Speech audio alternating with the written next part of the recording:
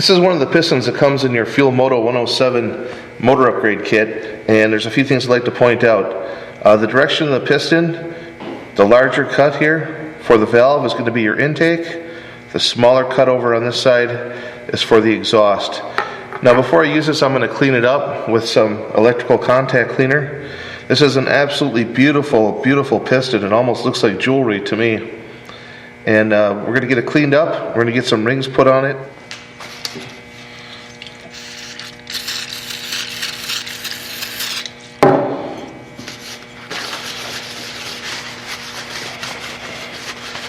We want to make sure that our piston is nice and clean.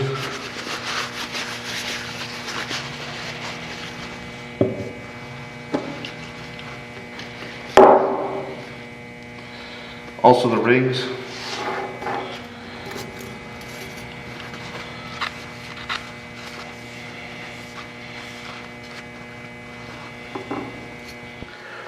The rings with your Fuel Moto upgrade kit will be coming pre-gapped. It's not a bad idea to double check them. In the piston package you'll find that there is a multiplication factor times bore to find your ring end gap. It's important to check them, but Fuel Moto has them pre-gapped for you and they should be ready to go. This is our piston setup. We need to talk about rings for just a minute. We've got a top ring and we have a middle ring or second ring. It's actually a compression ring, top compression ring, second compression ring. These are our oil control rings here. One of the things I want to make note of on my kit, the top compression ring has an N on it, and it's sometimes it says they use a dot. This one happens to use an N, and if you look at the tip of my pen here, you'll see where the N is.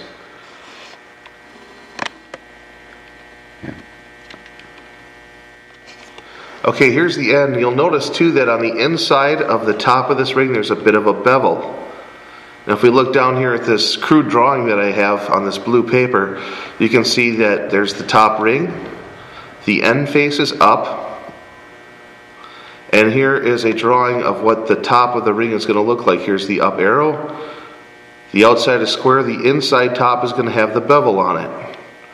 So that ring is going to be installed with the N up and the bevel up as well. Now let's move on to our second compression ring. This one's just a little bit different. It's a different material. It's not shiny, it's got more of a black oxide on it. And you'll notice that this has also got an N on the top of it. And it's very hard to see, but it is next to my pen. The other distinguishing thing about this ring is that if you look on my crude drawing once again here, you're going to see that the top of the ring has got a small shelf here. And that small shelf goes towards the top of the ring and the end goes to the top of the ring. So that's your orientation for the second compression ring. Very important to have these rings put on properly. The next thing we're going to talk about is going to be orientation of the rings on the piston. But before we go there, let's take a look at the rest of the rings here. We've got a expander ring for oil control and top and bottom oil rails, and these also have an orientation on the piston that we'll be talking about in just a moment. When placing the rings on your piston, it's very important to have them set up on the piston in the proper areas. I have a little chart here showing our front piston, below that our rear piston. Our little chart here tells us what we're going to be putting and where we're going to be putting it. If you look at position number 1, this would be the front of the engine here. So this would be, in this position back here, the expander ring. That's going to be the bottom one that looks like this here. Then number 2, over here, we're going to have our bottom oil ring. It's going to be one of these. Number 3 position is going to be our top oil ring, once again. Number 4 position is going to be the second compression ring. That's this black one. Now remember, this one also has to have the end facing up, or the dot facing up, and it also has that shelf, and the shelf is on the top side of the ring.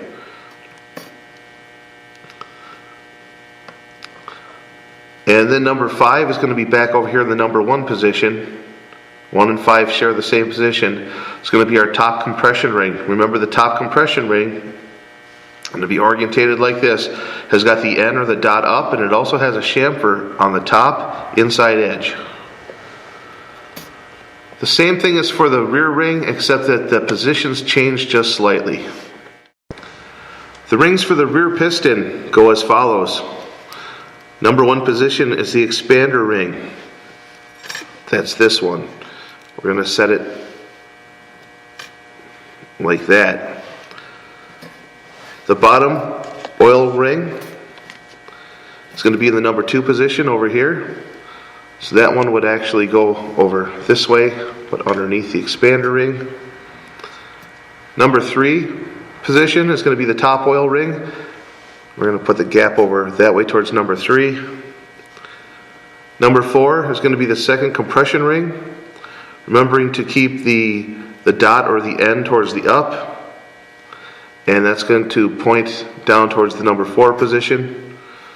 And number 5, the top compression ring. Once again, sharing position with the number 1. And the N or the dot facing up. And the chamfer is on the top inside. And that's the orientation of your rings.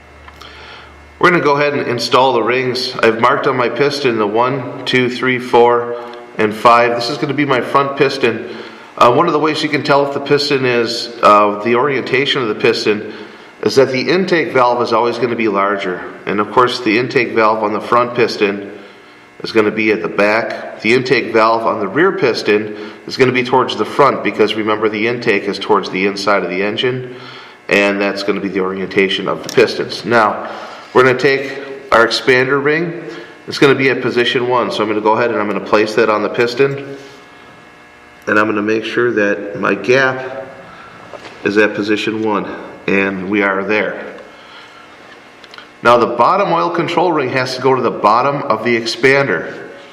So that's number 2. And what I'm going to do is I'm going to go ahead and start it right here. And I'm going to carefully walk it around with my fingers, being careful not to scratch the side of the piston.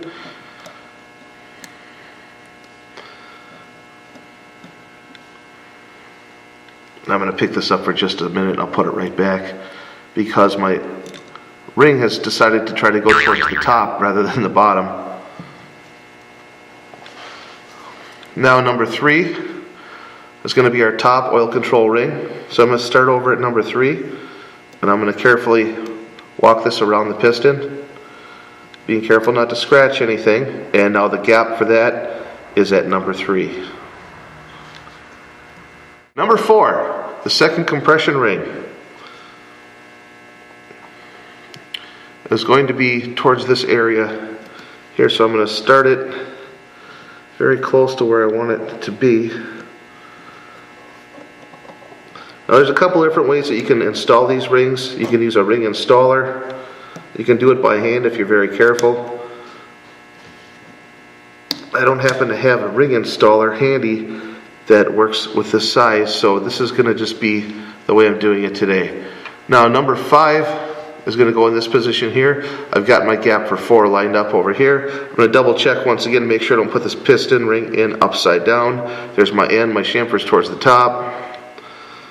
And we're going to go ahead and start it in the groove.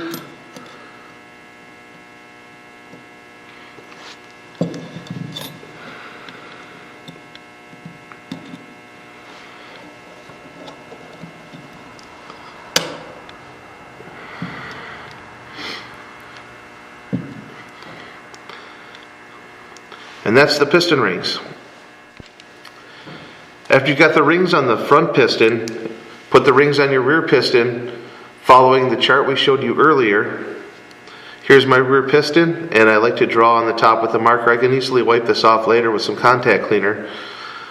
Number 1 position expander ring on the rear piston. Remember before I said that the cutouts for the valves, the intake is going to be larger. On the rear, the intake is towards the front. Number 1 expander ring. Number 2 bottom oil ring. Number 3 top oil ring. Number 4 second compression ring. Number 5 top compression ring. I've already got my rings installed. I just wanted to show you orientation for your information. Before using the cylinders supplied in your 107-inch upgrade kit from Moto, you're going to want to do a few things with the cylinders. You're going to have to take them and clean them out with some hot soapy water. It's very important to do this to get all the grit out of the cylinders that's left behind from the honing process. One thing I might also suggest is that you would find these return passageways. There's 2 of them on each cylinder. A lot of times those have a lot of gunk caught in them. I've been using a brush like this, and I'm actually going in and out and cleaning those passageways with hot soapy water and then contact cleaner after.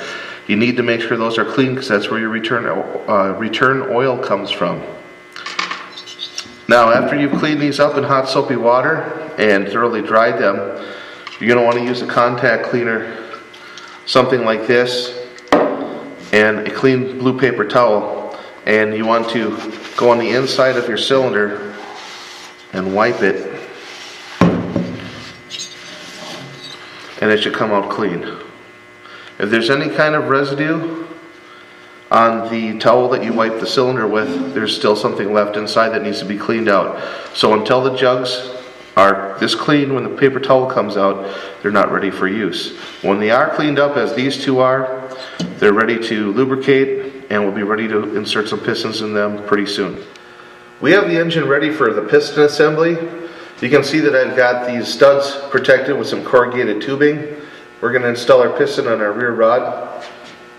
First thing I'm going to do is I'm going to put some assembly lube where a wrist pin is going to go.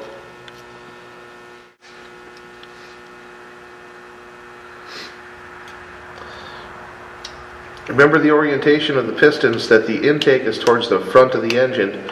So we've got the larger valve relief on the piston towards the front.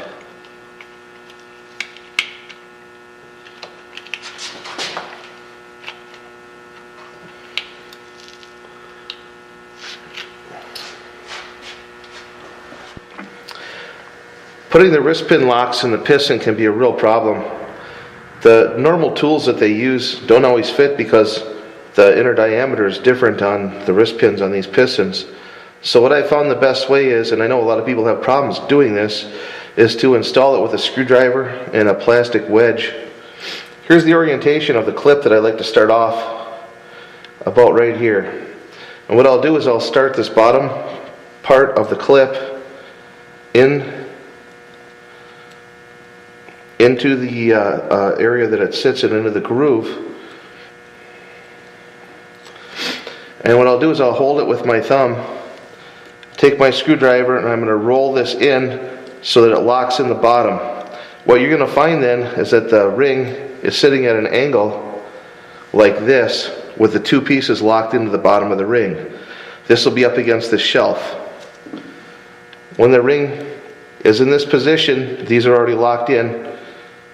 You want to take a piece of plastic such as this, and you can push that in along that edge and then lock it into place. And that is the easiest way I've found to install these rings.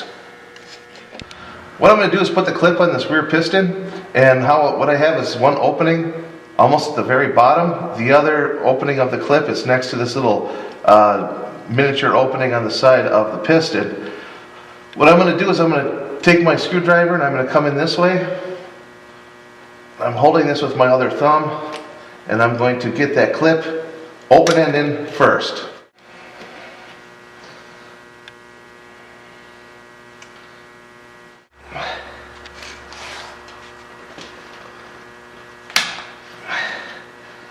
And there it is.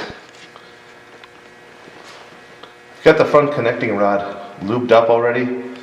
I've got some assembly lube on my wrist pin for my piston. We're going to go ahead and install that piston.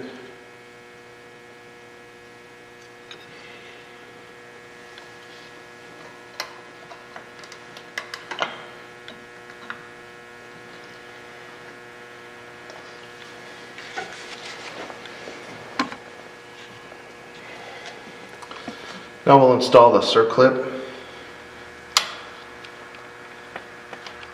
Make sure you've got paper towels stuffed around any openings on your engine, because if you lose one of these, it's probably going to go in the hardest place to find it. So make sure that you have everything covered and towels packed in around the connecting rods. Let's get this ring situated. There, I've got it started in the back side.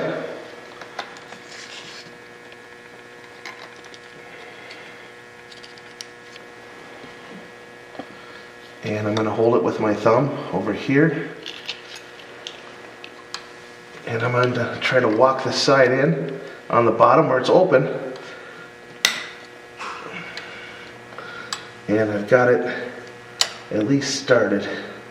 As you can see, I've got the piston clip just about into place. The bottom ends of the open end of the ring are actually in place. I'm going to take this piece of plastic and I'm going to follow this little land up here. I'll see if I can't get that pushed into place. I think I just heard it pop.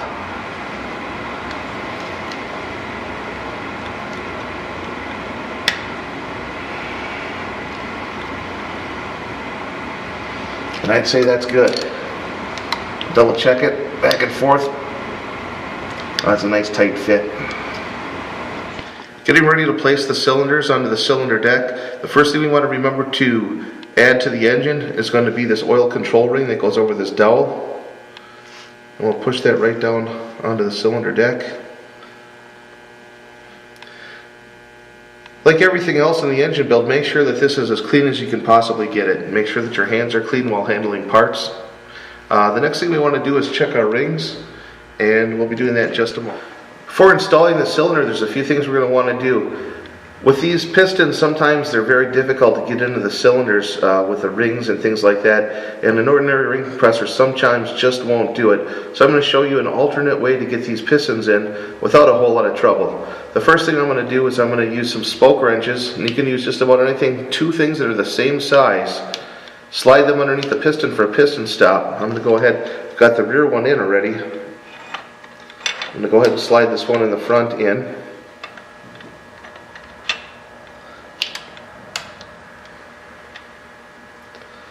And those are going to be my piston stop. The next thing I want to do is I want to orientate the rings, make sure they're still in the right place.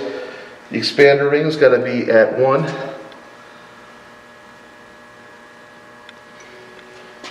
The top and bottom oil rail is going to be at 2 and 3.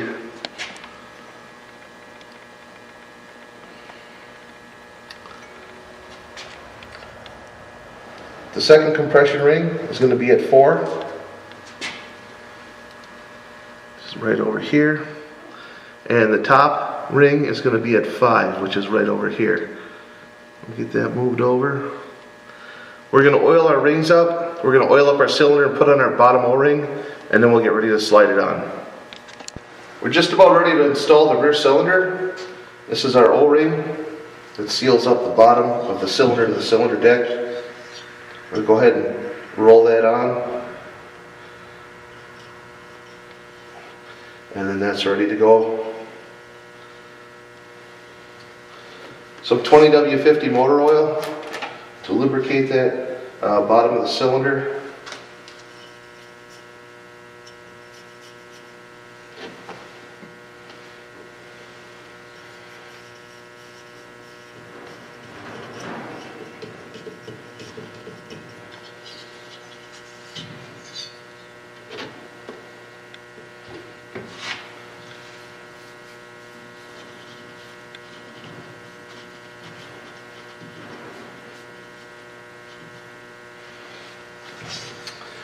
And we're just about ready to slide that on. I'm going to be putting some oil on the rings that are ready to go, and we'll start to slide our cylinder on.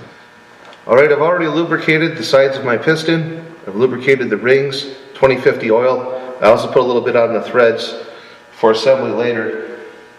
I'm going to take our cylinder and carefully slide it into place.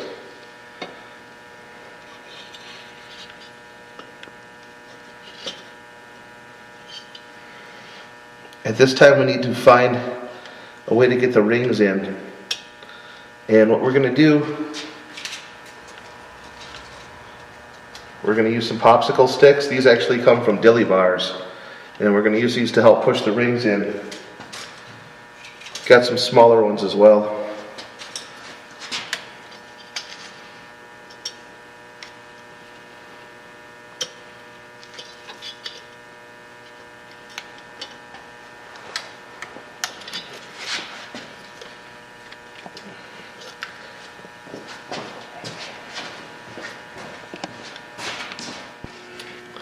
We're just about ready to slide the cylinder the rest of the way down. What I did was work this rings in one at a time, all the way around with the popsicle sticks until the cylinder just slid on. This whole process took me less than a minute to do. In my opinion, this is way easier than trying to use a ring compressor on this. One thing I might mention is that I did have an assistant help me and worked the backside, held the backside of the ring in as I worked the open ends around and into the cylinder. But this is just really an awesome, easy way to do it. If you don't have a ring compressor at home, this is really going to be a nice way for you to install the piston into the cylinder. Now I'm going to lift this up and we're going to remove our piston stop tools. You can just use some wrenches. I happen to use some spoke wrenches. And I'm going to go ahead and slide this right down to where it needs to be.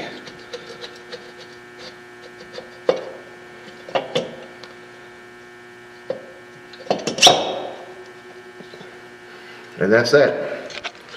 We're ready to install the front piston. You might notice I left the marks on the piston so that I wouldn't confuse front from rear. I also left the marks on the piston, the 1, 2, 3, 4, 5, so that I could double check to make sure that my rings are in proper orientation before I slide the piston on. Making sure the rings are in the proper place is very important to your build. Now I've already installed, and you may not be able to see it from your camera angle, the cylinder deck oil return O-ring. I've got my O-ring on the bottom of my cylinder already, and the only thing I need to do now is to move my piston down, place my piston stop wrenches, and slide the cylinder onto the piston.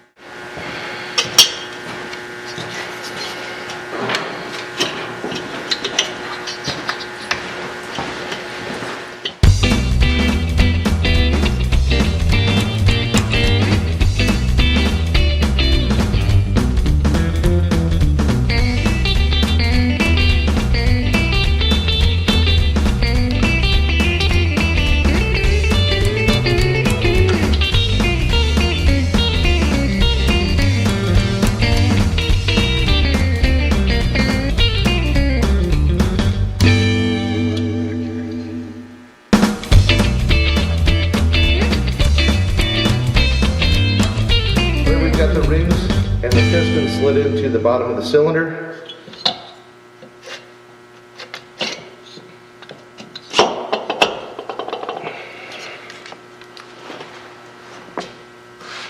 Now that you've got the cylinders installed, we're getting ready to put the heads on, but before we do that, we want to make sure that our gasket surfaces are really clean. I've sprayed a little bit of contact cleaner on this rag. And you can see I got a little bit of residue off there.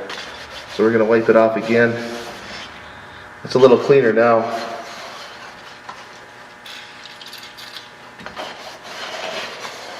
We don't want any oil getting into those gaskets. The gaskets are a multi-layer gasket, and if they get any kind of oil or anything in between them, it can cause a leak at some point in time. I've already installed our cylinder locating dowels, and I tapped them in with a plastic hammer, front and rear, front and rear. Now we'll place our gaskets on. It's important for these gaskets to be clean and oil-free. It's a multi-layer gasket. These really work good. Get this one on. Set the rear one on. And we'll be right back with the heads.